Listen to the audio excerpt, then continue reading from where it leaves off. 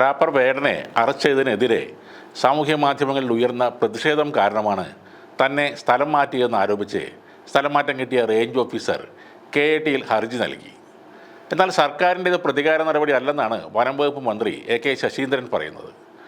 പൊതുജനങ്ങൾ നോക്കിക്കാണുന്ന ഒരു വിഷയമാണ് വേടൻ്റേത്.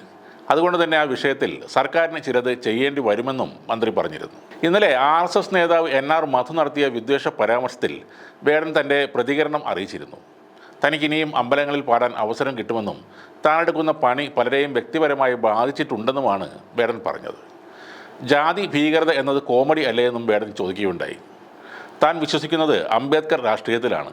മധുവിന് അദ്ദേഹത്തിൻ്റെ അഭിപ്രായം പറയാമെന്നും വേടൻ പറഞ്ഞു.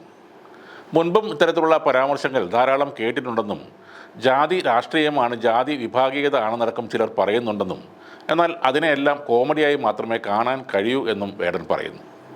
വിവാദങ്ങൾ തൻ്റെ കരിയറിനെ ബാധിച്ചിട്ടുണ്ട്, എന്നാൽ ഈ സമയവും കടന്നു പോകുമെന്നും വേടൻ പറഞ്ഞു.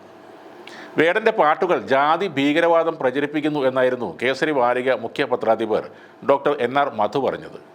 വേടൻ്റെ പിന്നിൽ വിഘടനവാദികളാണെന്നും വളർന്നു വരുന്ന തലമുറയുടെ മനസ്സിലേക്ക് വിഷം കുത്തിവെക്കുന്ന കലാ ആഭാസമായി അരങ്ങു വാഴുകയാണെന്നും മധു പറഞ്ഞു.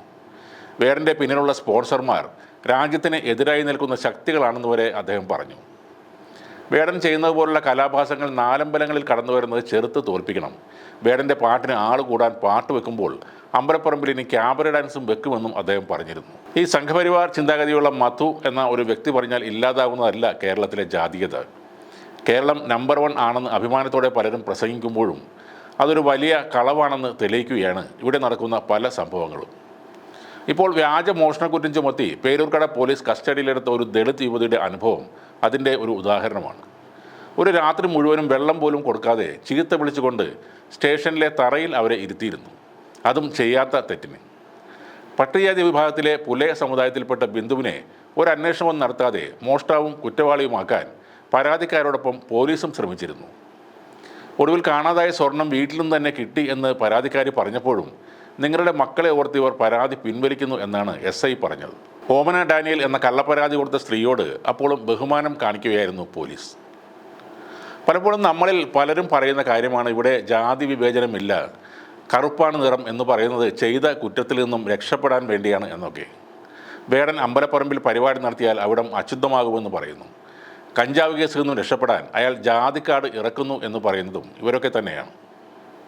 ഒരു ദളിത് സ്ത്രീക്ക് വെള്ളം പോലും കൊടുക്കാതെ ഒരു രാത്രി മുഴുവൻ തറയിൽ ഇരുത്തുമ്പോൾ അവരെ പച്ചത്തെറി വിളിക്കുമ്പോൾ ഇവിടെ ജാതി ഇല്ലെന്നാണോ തെളിയുന്നത്? പുരോഗമനവും നവോത്ഥാനവും തള്ളിമറിച്ച കേരളത്തിലെ ഒരു പൊതു ഇടത്തിൽ, അതായത് ഒരു പോലീസ് സ്റ്റേഷനിൽ ഒരു ദളിത് സ്ത്രീ അനുഭവിക്കുന്ന അവസ്ഥ ഇതാണ്.